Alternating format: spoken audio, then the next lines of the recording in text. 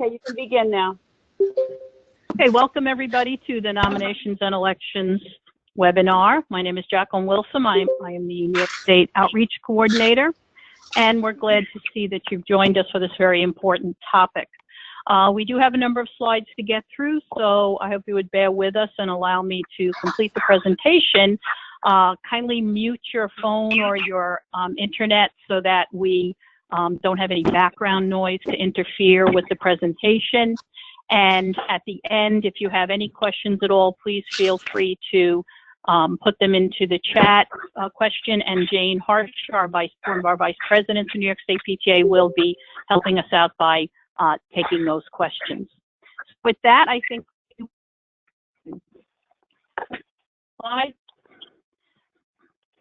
so nominations and elections, all information you would need to know can be found in the New York State Resource Guide, Section 7. And that contains all the information about bylaws as well, and it gives you a step-by-step procedure in getting your nominating committee together, and it pretty much answers all of the questions that you might have. Next. The nominating committee should be considered a very important committee in your PTA. It's the most responsible and deliberative body. They must be elected with the bylaws. No member should be appointed. And the election should take place no than 60 days before the election month. So that would be listed in your bylaw. It can happen anytime sooner than that, but the bylaws do say no less than 60 days before your election month as listed in your bylaws. Next. So how many of these questions can you answer correctly? Why do we have a nominating committee? Who elects the nominating committee? What is the charge of the committee? When is it elected? And where is it elected? So hopefully we will answer those questions for you as we continue the presentation. Next. Nominating committee, first step is to look at your bylaws. The bylaws of your unit give you the following information. How many people are on the committee? If an alternate should be elected. What are the officers that you're to elect, and what is their term of office? If you have council delegates, how are they chosen or elected? There are two different possibilities there. When does the committee report or publish the slate? And we'll talk a little bit more about that later. What is the date of your election meeting? And how do you deal with a vacancy? Next. In your bylaws, these are the sections in your bylaws that will help you when it comes to your nominating committee. Section 2 defines the officers to be elected, the time and method of election. Section 3 defines the makeup of the nominating committee when it reports. Section 4 explains the method of dealing with a vacancy. And Section 1, Article 8 gives information on council delegates if your unit is part of the council. So nominating committee members should include both experienced and newer members. Be elected on merit and ability. Be aware of your responsibility of the assignments, extremely important. Have knowledge of PTA goals, purposes, and programs. Have knowledge of potential nominees' qualifications. Give objective consideration of nominees. And be able to express ideas and defend their own conviction. Use sound judgment in evaluating nominees. Be tactful, have integrity, and keep all deliberations confidential. Next. To ensure the full availability of the committee, you would, if you need to elect alternates, so you would start by using the total number of those nominated for the committee. That must be equal to the number of the committee members plus the number of alternates. So for example, if you needed 3 members and 1 alternate, then you would need to elect a total of 4, or I'm sorry, have a ballot that has 4 people on it. The people with the 3 largest votes would be the members, and the 4th person would be the alternate. And that's always by ballot vote. So that's very important. Next. Preparation for the meeting. If you are part of the nominating committee, it is important that you look at the resource guide, the section on nominations and elections, as I mentioned previously, section 7. Review the nominations and elections checklist as you go through the process. Never approach potential nominees as to their willingness to hold office before the committee meets. send out recommendation forms for the membership for input for potential nominees. And if you do not have at this time a section in your procedures for the nominating committee, this would be a good time to write procedures for the following year. So if you find that you're not really sure exactly how to do the process and you're going through it for the first time, it would be a good idea to jot that down and then go on from there. And then that way the next meeting next year would be able to be used. So here's an example of a letter to your membership. Okay, nominating committee, when it will meet. We'll be meeting soon. We're seeking your input, and then you would have your recommendations in an envelope marked nominating committee with the name of the chairman and where they would go. This would be sealed. You list the members of the nominating committee, and that's just a very generic letter that can go out for your membership. Okay, next. A recommendation form then could be very simple. The blank PTA, you put in president. The person who is making the recommendation puts in the person's name and what qualifications they might have, then vice president, treasurer, secretary, etc., depending on how many officers you have in your PTA. So those are just some sample forms for you to take a look at. Very simple. So if you are the chairman of the nominating committee, and in all bylaws it does say that the chairman is elected by the committee itself, you will need to select the time and place for the meeting. Make every effort to hold it when all members can attend. Now, we always have that one committee member that nobody really wants to meet, so you'll try to hold the meeting at a time when a person can't make it because they work or you know that they're not in town. That's really unfair. You need to notify all committee members of the meeting, including the alternates, in case someone cannot make the meeting. The alternate then would take their place. Ask the president and other board members for input as to how the current executive committee is working. Are they doing their job? Do you believe that they could again step up for another year in their position or in another position? Contact the potential nominees only when agreed upon by the committee and inform them of specific responsibilities of the office, and that's important. Okay, never just say, oh, don't worry, it's easy job, or it's only vice president, or you only have to record the minutes. I mean, don't try to downplay the role that this person will have on your PTA if they are an officer. And of course, you're going to send acceptance letters to the nominees. Next, you're going to notify the president of the completion of the slate. They do need to know. Advise the nominees to attend the election meeting, election of officers if held. Now, nominees are still eligible to be elected, even if they are unable to attend the meeting. This is why we do ask for written acceptance. Reconvene the meeting in the event the nominee withdraws before the election, and complete a written report signed by all committee members. All notes are confidential and should be destroyed. That's extremely important. Okay, this is for the eyes of the nominating committee members only. See that the names of the nominees are published in accordance with the procedures. And I have a little hashtag there because when before the newest pattern of the bylaws, there was no language that included that the nominating committee must report prior to the election meeting. But now it is included in the bylaws pattern. So if you have revised your bylaws in the past year or so, it is included in there that you would report 2 weeks or 1 month prior. However, in looking over Robert's rules when I was doing this presentation, it does say that where advance interest in the election may develop, the nominations submitted by the committee should be made known to the membership earlier. So that's very important that you do make sure that that is done, because it is something that everybody needs to know about. And you want to present the nominating committee report at the election meeting in accordance with the laws. Okay. Next. Oh, I think we lost let's go up to sample acceptance letter. Okay, so one back. So here's a sample acceptance letter that would go out to your nominees. The date, and the person, you'd write the name, do accept the office as president for the school year, and that person would sign it, and that would come back to the nominating committee chair. So you have them, you know that they are able to perform their duties if they, should they be elected. Okay, next. The nominating committee meeting should have a site that is allowing for privacy. Generally not a school building, too many people around, not a diner, usually somebody's home phone. You could get a room at the library that might be private. Most public libraries will allow you to use room. Have a telephone available. Only those elected to serve may attend. A lot of people say, well, I can ask my president. No, the president may not attend. That is one of two committees they cannot be a part of.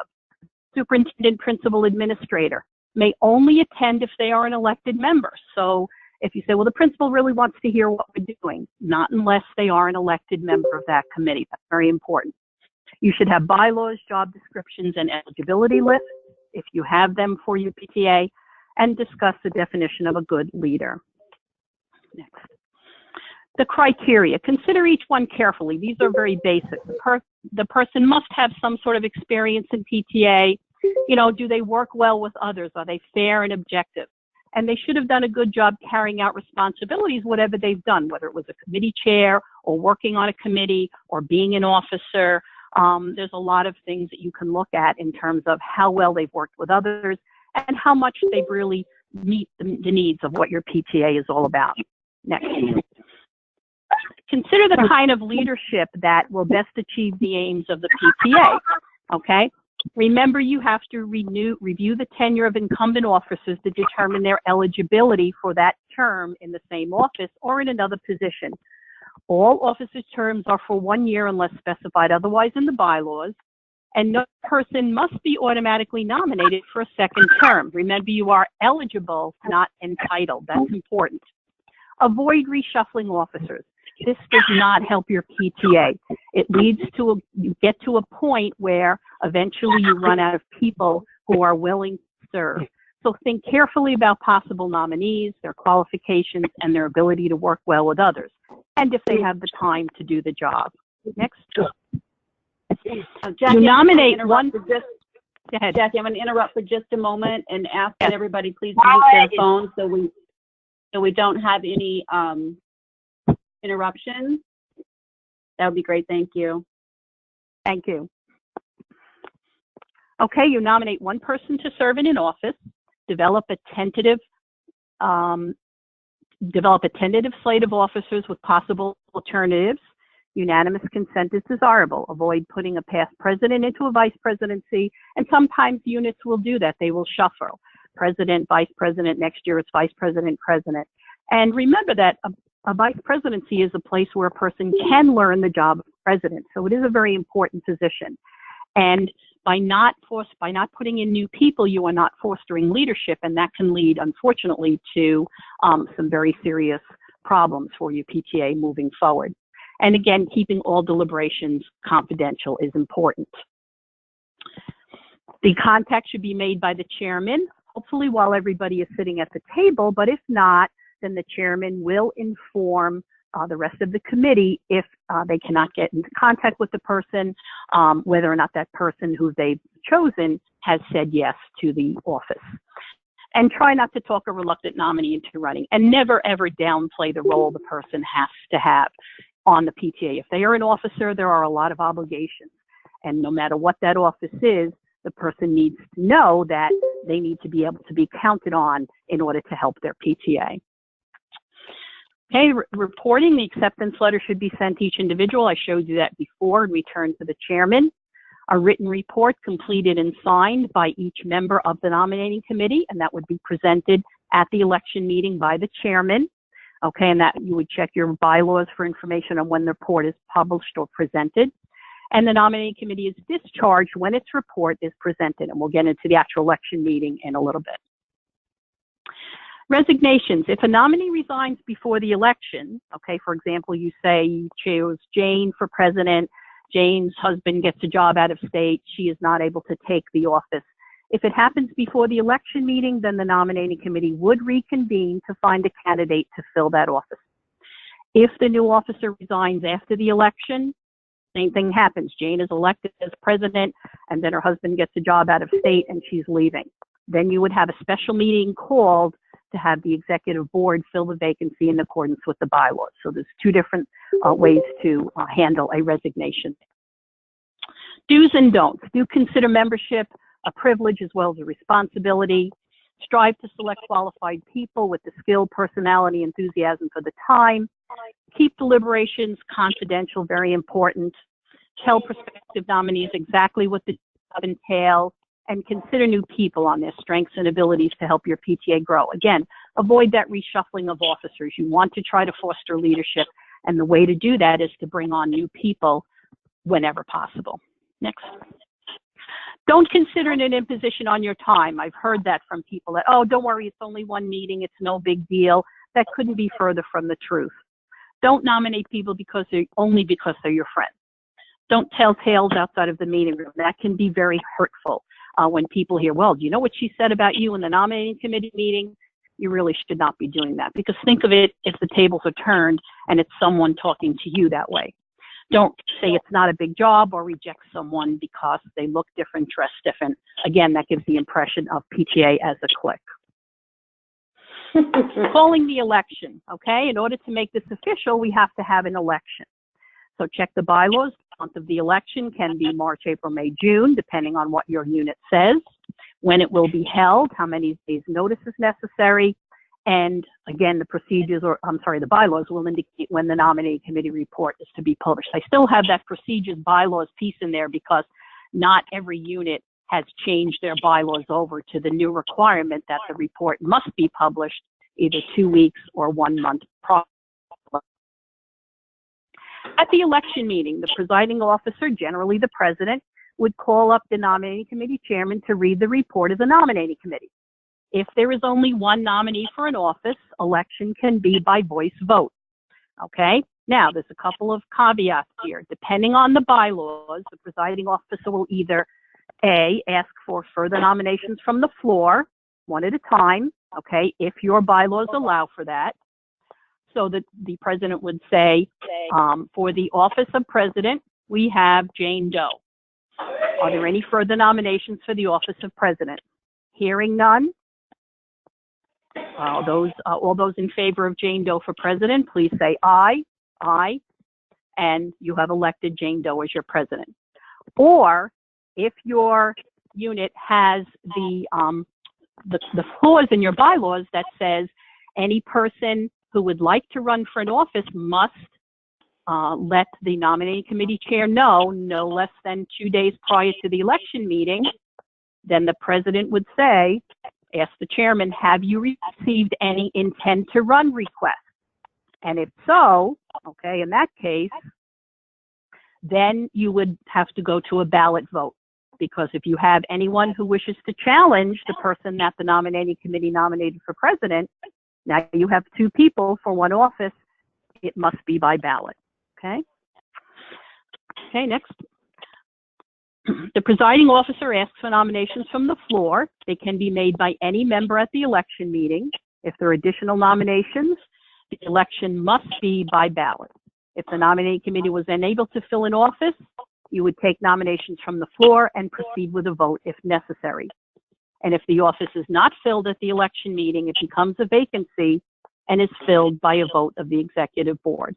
So if there are nominations, anytime there is more than one person for an office, the election must be by ballot. Okay, that's very important. We don't do a show of hands. We don't do a voice vote or a standing count or anything like that. It must be by secret ballot. Okay, so what do you do for a ballot vote? Well, first of all, they can be prepared in advance if you know there are people who have expressed intent to run. Okay, so the secretary should always be prepared. There should be a procedure for distributing and collecting the ballots. So before the election, the presiding officer will let the membership know this is how we're going to proceed with the election and exactly what they need to do. And that's very important so everybody understands that. Tellers are appointed. Of course, no nominee should be involved in the election process as a teller. The tellers will be those people who will collect the ballots and count the ballots and then come back with the results after they are done. Okay, a list of members should be provided by the membership chairman. Ballots are given to the tellers to hand out to members present who are eligible to vote. Now, they must be a member, so of course the membership lists now are all online, so you can immediately see whether or not a person is a member. There are no absentee ballots allowed at an election here. Ballots are collected by the tellers, or they can be placed in a ballot box. Again, that depends on your unit's procedures. the tellers leave the room to count the ballots using a tally sheet. And a tally sheet is nothing more than you know, just a sheet where you would list each name and how many votes that person received. Okay, the person who was elected has the majority of votes is the winner. Blank ballots would be if nothing is written on it. Illegal ballots if they did not write the name, or if there's two people with the name Joe and they didn't put Joe S or Joe K. Why would you need to take a revote if one person did not receive a majority? And destroying the ballots. You can make a motion to destroy the ballots immediately or after 30 days. And the election is valid as long as a quorum exists, which again is something that is in your bylaws. Most units have 10, some have 15, but make sure that you check. Even if the number of ballots is less than the quorum, okay? Even if the number of persons voting is less than the quorum. As long as you have a quorum, you can take a vote. Okay? The presiding officer reads the election results, and the secretary records the results in the minutes, just as the tellers have recorded it. So total ballots cast is 40. Amy had 25. Bill had 13. There were 2 illegal ballots. That was a total of 40 ballots. So that's how you would write your election results in the minutes, and that would be for your official record. Remember, your minutes are your official record, and that gives you the record of your election. Webinar. Okay. Okay, and so you completed your responsibility. And again, we went through this rather quickly, so hopefully I would ask if you could please mute your phones, and I can take any questions now that you might have, okay? Some that popped up as we were, as I was talking. Okay, yes, there were a couple. Okay. One was the question, just to clarify, if this is the first year that someone is on the board, it is not to be assumed that they hold that position in the following year. Correct. You are eligible, not entitled. The only way that that person would hold it for 2 years is if your bylaws stated that the term of office was 1 2-year term rather than 2 consecutive 1-year terms. That would be the only way a person would stay in office for 2 years. And that's the way they do it at national. You have a president and a president-elect. The president serves for 2 years, then the president-elect takes over and they serve for 2 years, etc. So that would be the only way the person would be guaranteed, if you will, a second year. Okay, good. The second one is also a clarification. In terms of moving president to a VP, that issue, it says if you have a co-president structure, does that mean that neither one of them can serve as a VP of membership or legislation or something like that? Co-presidents are 2 people serving in one office. They cannot also be vice presidents. That's a separate office. So co-presidents are serving as president, each of them. Okay, one at a time, obviously, and you have to have clear delineations about how each person will use that office. But they cannot also be a VP for membership. They can either be a co-president or a vice president. They cannot be both. Okay, the next question is, if our bylaws don't state that we must report the slate 2 weeks to a month prior to the meeting, what do we do? I would highly suggest that you write procedures that do list that. Moving forward, as I said, that will now be in everybody's bylaws. However, as I stated before, Robert's Rules does say that the membership really should have the right to know who the officers are going to be because they have a vested interest in it. And you want to make sure that your PTA is open and above board and that you're not trying to hide anything or put anything over on anyone. And there's no reason not to publish it ahead of time via Facebook, your web page, whatever you do. If you have a PTA bulletin board, a newsletter, there's a lot of different ways you can put it out there what the slate of officers is, even if it's not listed in your bylaws. But I would highly recommend that you do that, and especially if you have the 2-day notice, because who's going to know whether or not they would like to run if they don't know who actually is running? They might think that I believe I could do a better job than that person, and so I'm going to put in my intent to run. And if you don't tell them until the election meeting and you have that clause in your bylaws, then it's too late for them to run. So that's not fair to them. You're not giving them the fairness there. So this next question actually was answered by someone else who was in the webinar, but it's a good question. So The person asked about if there are two committees that presidents can't chair, the nominating committee is one, and what is the other?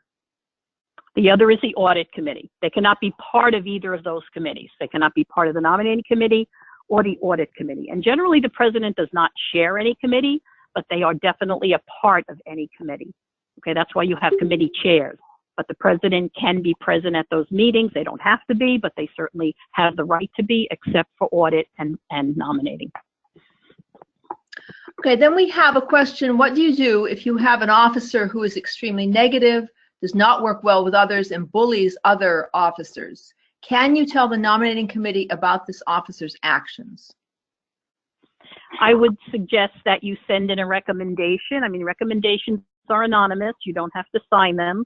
But I would obviously, with your recommendation, put that in your recommendation that I don't feel that this person really has done a good job in making the PTA more accessible to everybody and being fair. There's nothing wrong with putting in your that recommendation to the nominating committee.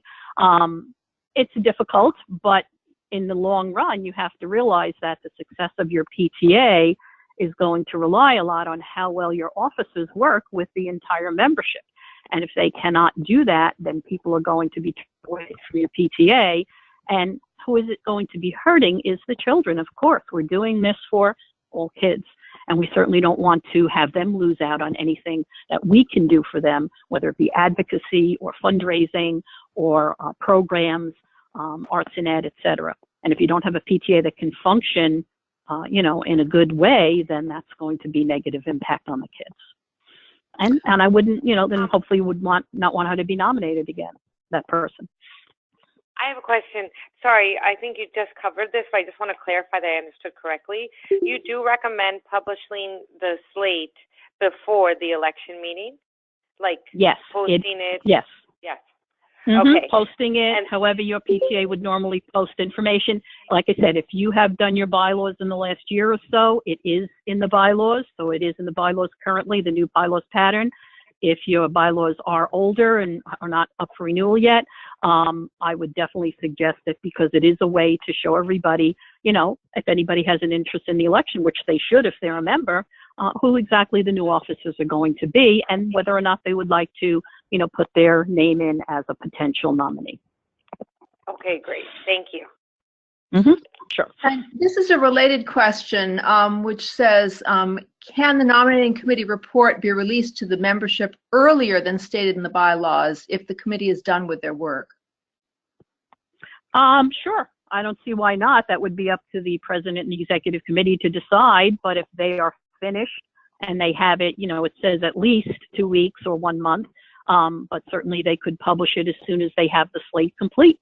And then people, like I say, have the ability to take a look at it and decide whether or not they want to, to run. But again, that should never be done by the nominating committee in and of itself. It should be done with the agreement of the executive committee. This next question asks about a contested election. What's the process for multiple nominees to speak, and how do the members decide who they want to vote for? Okay, very good question, okay? If you did not have procedures about running an election, I highly recommend that you do write some very specific procedures for that very reason, that you never know when that's going to happen. And what I would suggest you put in there is something to the effect of each nominee will introduce themselves and be given X amount of time to speak about themselves and their PTA accomplishments. And this way, each nominee has the right, if people don't know them, for people to hear, membership to hear what exactly they've done, how they've been active in the PTA, et cetera. And that should be done ahead of time, ahead of the election, so that everybody coming in knows if you want to run, you do have the right to speak and give some information about yourself for everybody to get to know you a little bit. I will tell you from a perspective of a region, that is what we do when we elect our nominating committee at our spring conference. Each person who's been nominated goes to the microphone and talks about themselves for a few minutes so that everybody understands where they're from, what they've done, and gives us a little bit of background about whether or not they'd be a good person for our Suffolk region nominating committee. Okay, this next question looks at an uncompleted term. It says we have possibly 2 officers who will not be serving the second year of their 2 years since their children are moving to high school. My question is, when we elect someone to fill these vacant positions, are we electing someone to finish that term or to start a new 2-year term? Okay, if you have a 2-year term and someone steps down from that term for whatever reason, the person nominated, the person elected to that particular office will fill out the remainder of that term. So if it's 1 year, if it's 6 months, if it's a year and a half, whatever the remainder of that term is.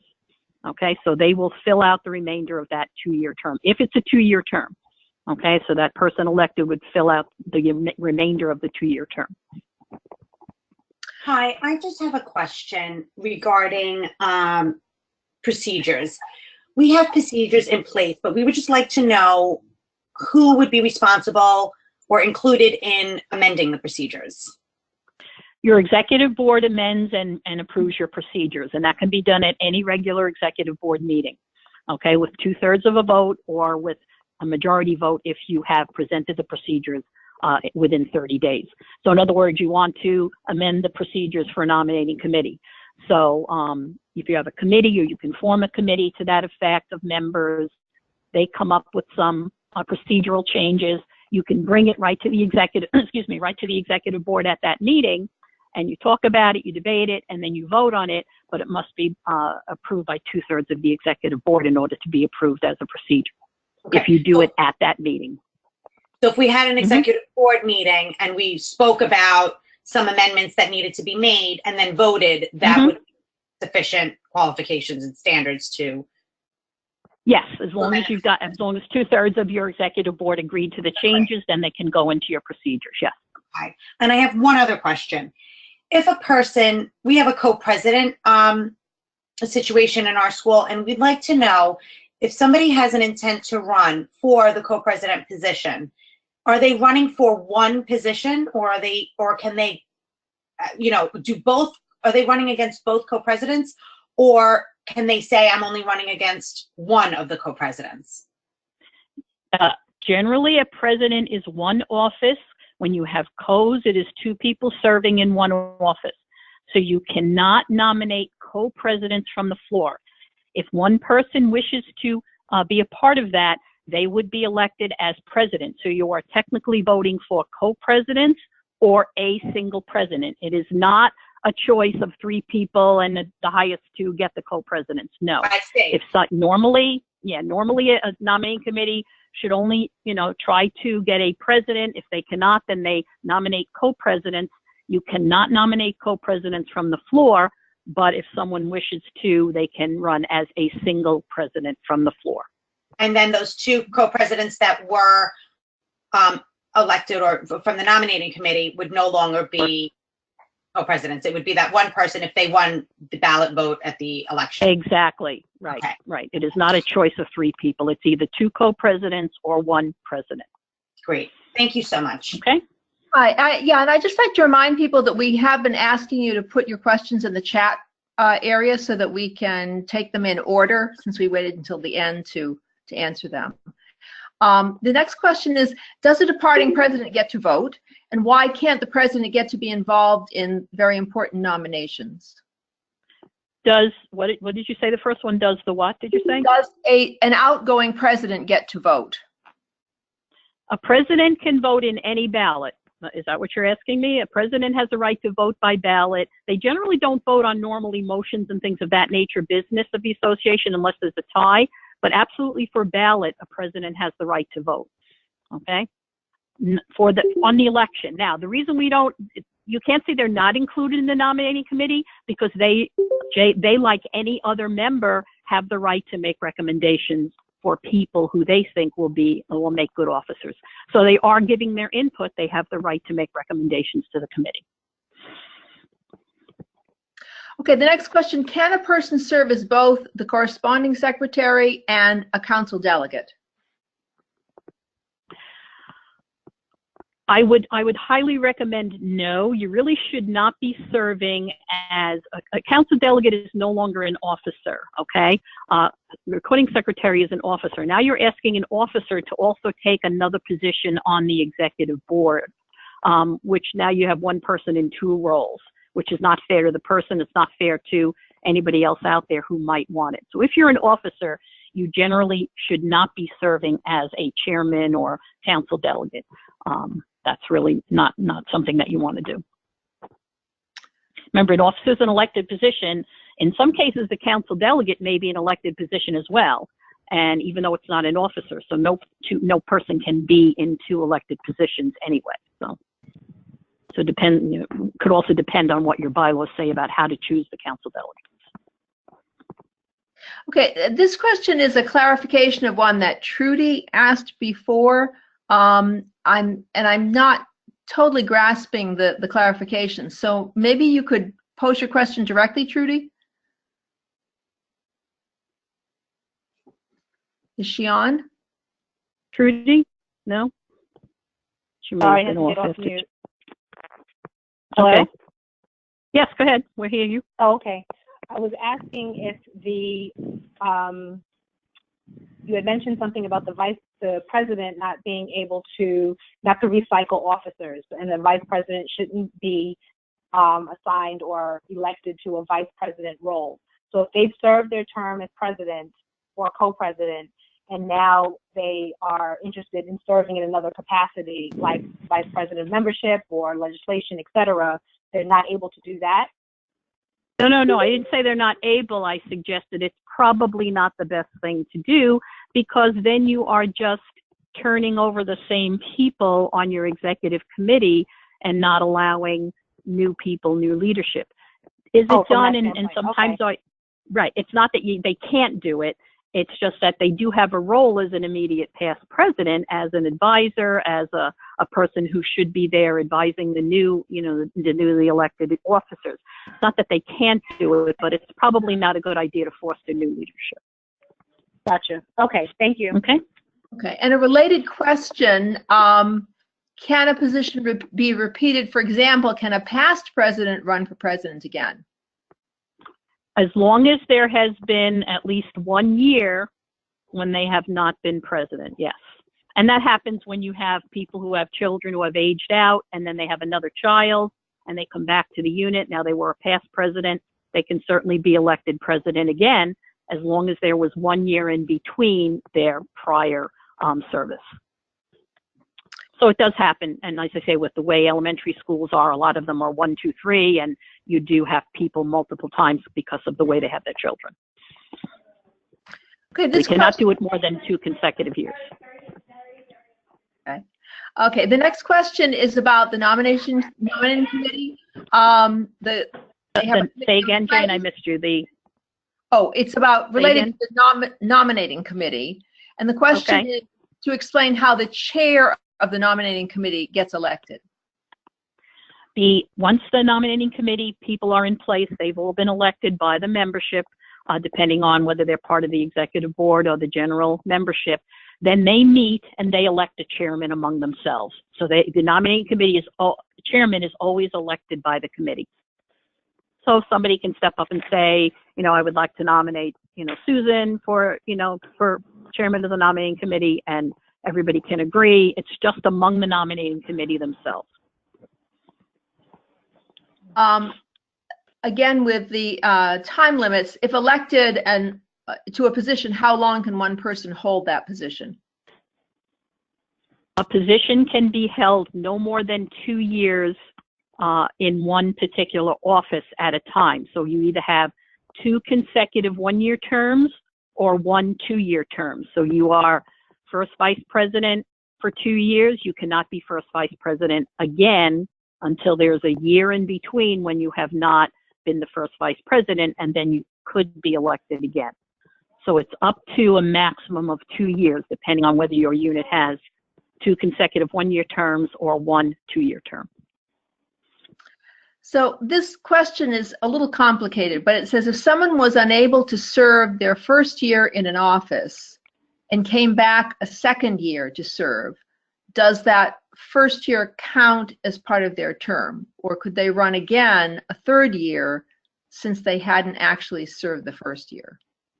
If they have served at least half of the term, that's considered a full term.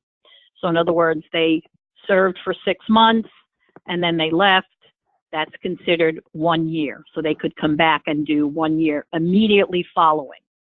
Okay, they would only be entitled to 1 more year. So if they've resigned and then come back, they've had 1 year already. So usually if up to a half year of a term is considered a full term.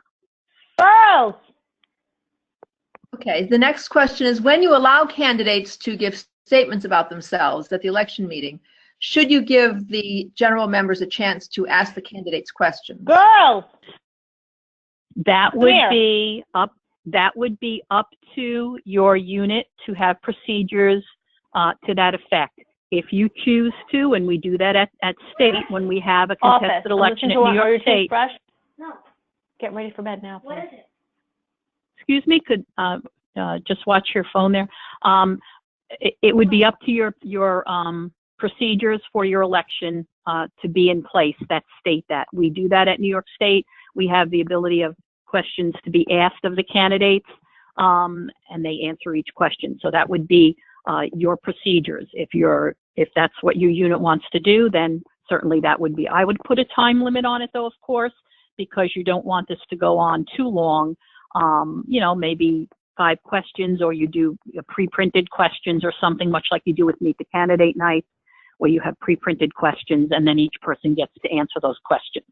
So 5 pre-printed questions, each person gets to answer them, and then you kind of have a fair assessment of, their abilities for that office. So that would not be a bad idea, but that would be up to your unit to have those procedures in place.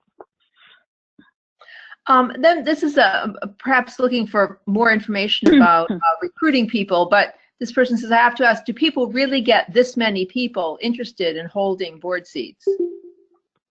Yes. Having been region director, I can tell you the second most questions that I get after financial are nominations and elections. And many times it has to do with contested elections that have not been done properly. So yes, there are units that have that issue. And this is why the nominating committee has a very important job to do. So we have a couple of questions about roles. Can you define who is in the executive board? Does it include all chairs? Okay, ABC, Association Board Committee. The ABC is a PTA. A is your association, that is every paying member of your PTA.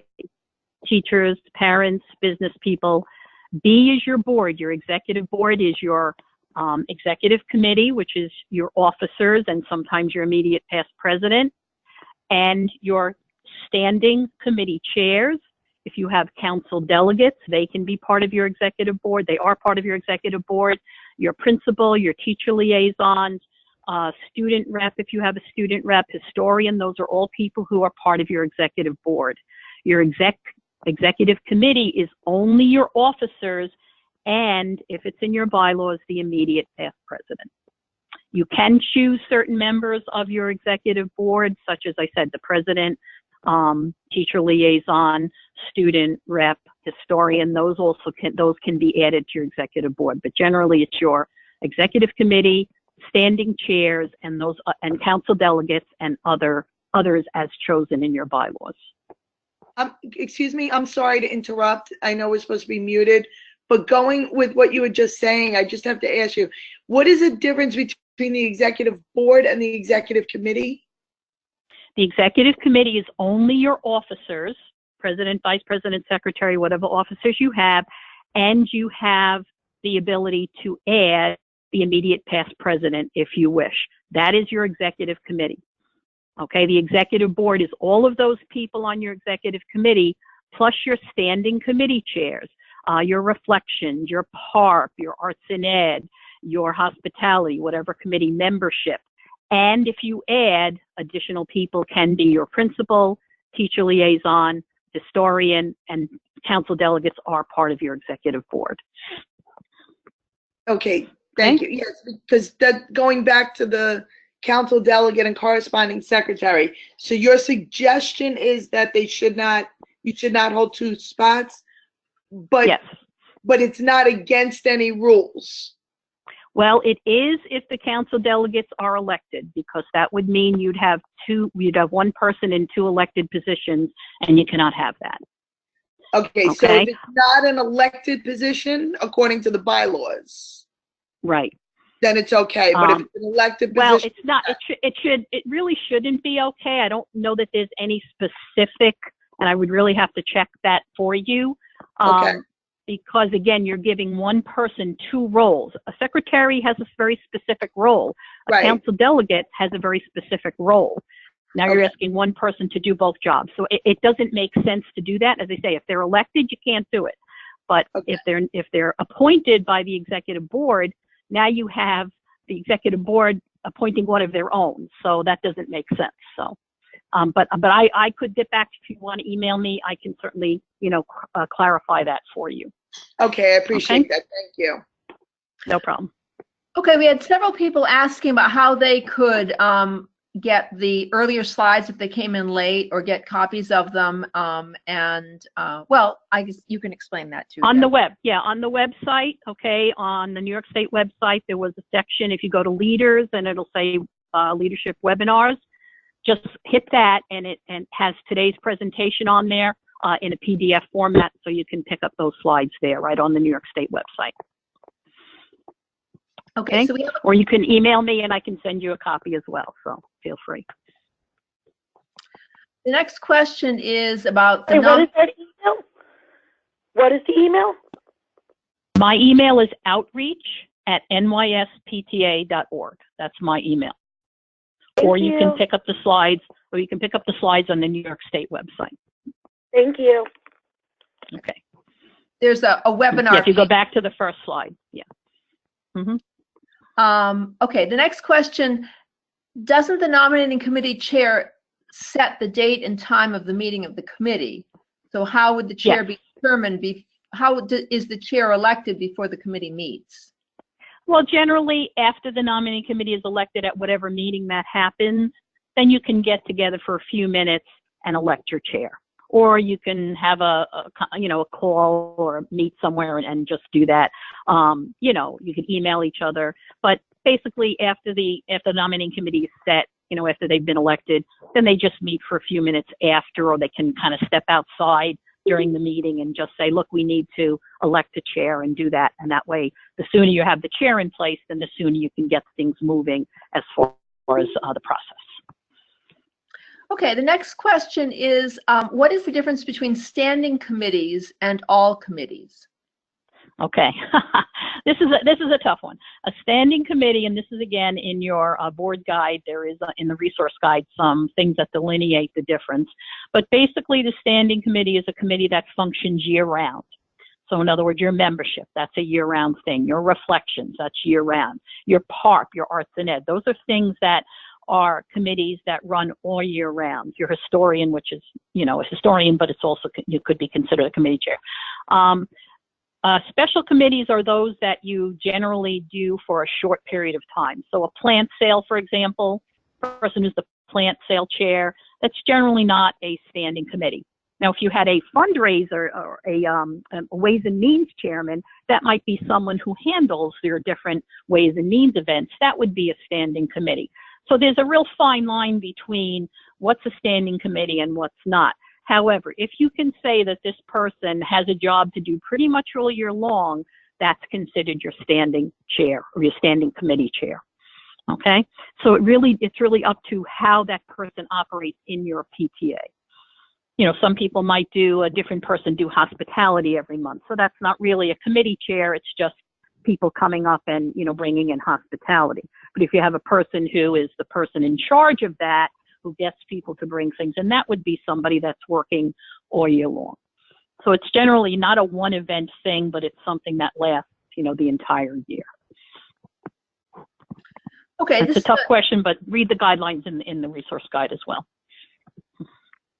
Good. Clarification. Is the nominating committee elected by the general membership or the officers only? Okay, first it's never elected by the officers only. That's a nothing. That's a no. However, there are two parts to the nominating committee. One is the number of members from your executive board, and those are elected by your executive board from its body. And then there's the number from the general membership, which is elected by the general membership. So there are really two separate elections. If you're electing a person who's part of the executive board, then that's only people who are executive board members. If you're electing the general members, then that is done at a general membership meeting, and anybody who's a member can be part of that election or be a member of the nominating committee from that body if they're elected. So there's two separate elections that you're doing here, depending on what your bylaws say. But there's always, you know, some from the executive board and some from the general membership, in which case your officers obviously get to vote in both elections because they are members as well. So the officers would never elect on their own. Okay, this question is, if we do not have in our bylaws that we must publicize the slate previous to election, where can we find this information on the New York State website to show the executive board? That is something that I quoted from Robert's Rules, and it is in the slide there, okay, which says that if, I can't think of the quote offhand, but if an interest in the election is important to the membership, then the results of the nomination should be ahead of time. It's in one of my slides there. And again, that was in Robert's Rules. Anything that's not in our bylaws, we go back to Robert's Rules. That's the governing document for New York State PTA. And it does say that in there. And as I said, if you have the clause that says a person must notify the nominating committee chair 2 days prior to the election if they wish to run, it would be nice for them to know who they would be running against in case they decide that maybe that's a good person that they don't want to run against because they feel they could do a good job. It makes sense to your membership. You're not trying to hide anything. You really want the membership to know ahead of time so they know when they're walking in who these people are. And again, if someone chooses to challenge them, that's important to know, especially if you have the 2-day notice, which most of the units have nowadays. Hi, so it is in the best interest of the membership. Hi, Jackie. This is Antoinette. I have a quick question. Isn't that part of the bylaws? Isn't that standard? Like, so when you are updating your bylaws or when you're creating bylaws, you have no choice but to answer that question with you are either going to do it, you know, 2 weeks. It's in the pattern. It's in the pattern now, but there are still bylaws out there that have not been updated yet because they're not out of date. So in the old bylaws, they may not have that. It's only in the last year and a half that it's been included in the bylaws. I would say about a year and a half. So anybody in the last year and a half has had to choose that, or anybody that's amended their bylaws, it had to go in with the amendment. But prior to that, it was not in the bylaws. Okay, thank you. Okay, you're welcome. Okay, we have a couple more questions we'll try to fit in. So this one is about reshuffling positions, understanding that that is not ideal. This person says that she's in a small district and sometimes they have to do that. Are there any specific rules about that? Can a president be elected a secretary afterwards or treasurer, or does that violate the bylaws? It's a different position. As long as they are not elected to the same position for more than their 2-year term, they can be elected to another position. And I understand that, but I would hope that there would be a way that, you know, you could start to bring in new people and try to get them interested in possibly running. But yes, it can be done as long as it's not more than 2 years in one position. Okay, and I think this is the last question. Are standing committees specific to a unit according to its bylaws? Standing committees are not in the bylaws. It's generally something you could put into your procedures, which might then help to clarify what are the standing committees. But as I said, the general kind of definition of a standing committee is a committee that operates basically all year long. And that's why I gave you examples like membership reflections, you know, arts and ed, hospitality, things like that. Or a council delegate who's, not a standing committee, but they are part of your executive board because it is a year-long position, or a historian, which is a year-long position. So So it really is, it really depends on the needs of your unit. Not every unit has a lot of committees. They may not need them. So therefore it really is up to the needs of the unit. It's a very tough question, and I know I get that a lot, and sometimes it's hard to delineate the standing committees versus the regular chairman, or the special chairman, I should say. Okay, well, our hour is just about up, and okay, one last question. What if I see it up there. What if you don't have anyone that wants to be president? Then what happens is that at the election meeting, that's an unfilled position. So the presiding officer would ask for nominations from the floor.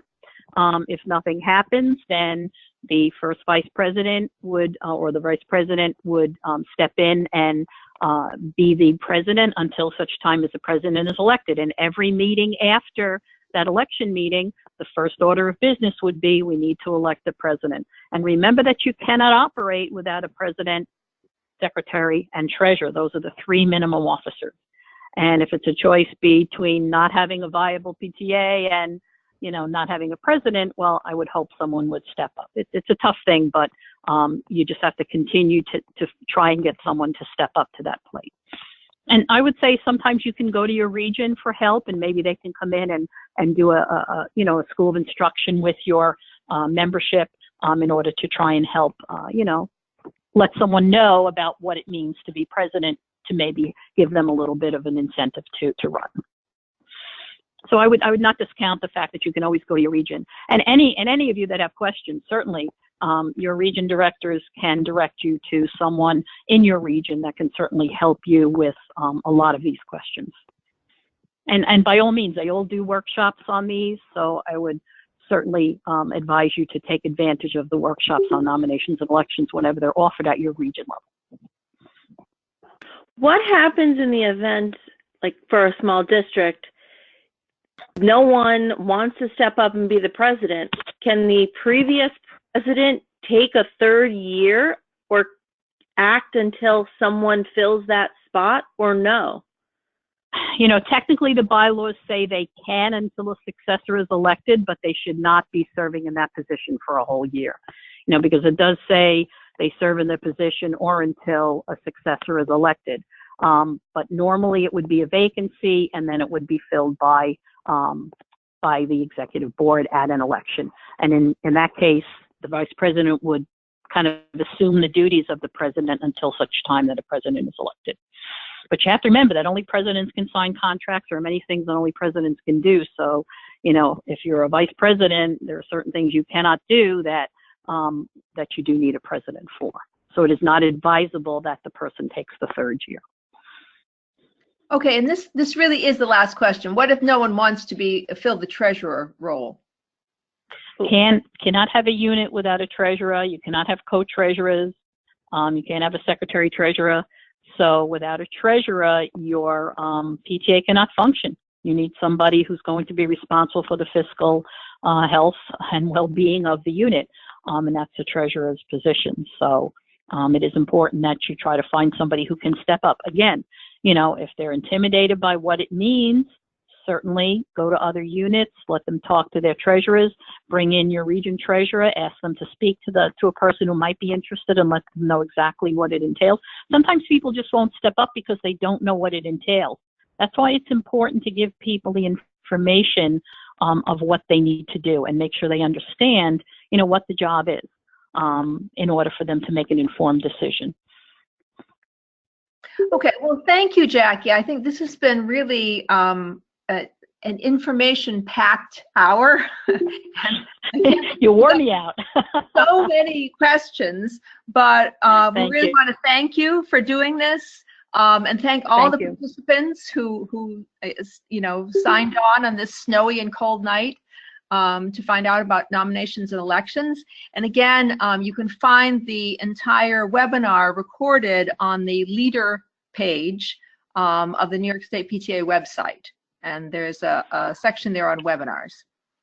And thanks to Jane and Dana for my assistance. I do appreciate it. And thank you all for coming. We really do appreciate all of your comments, and hopefully everybody came away with some good information that they need to do the nominations and elections process and make it successful for your unit. Good night. Okay.